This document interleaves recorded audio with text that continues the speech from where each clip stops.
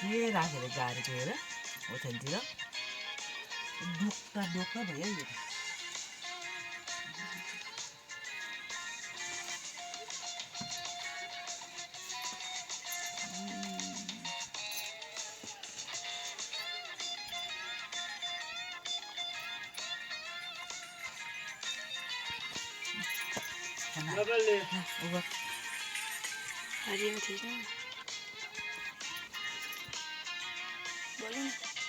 hello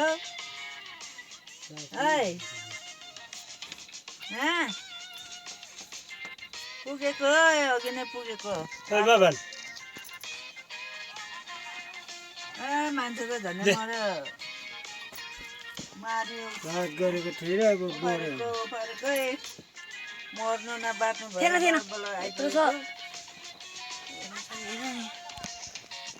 माछा ल्याएन ल्याएन बजार भएको माछा ल्याउँछ यहाँ ल्याउन म बाल्छु के ल्याउँदै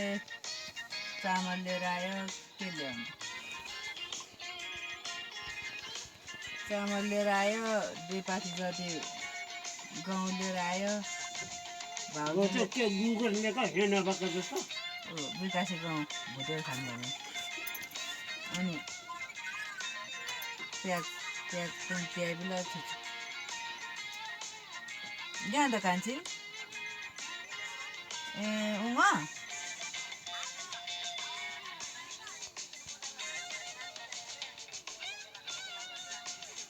रक्सी खानु मेरो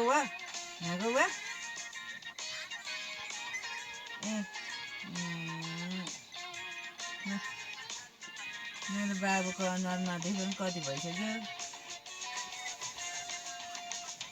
भोलि म त नेटमा बोल्नु मेरो नाते सन्जन नभएर बेसमारी खुट्टा सुन्नेर हात खुट्टा सुन्नेर 3-4 दिन 5 दिन भइसक्यो सन्जन नभएर मार्कीले टाउको देखेको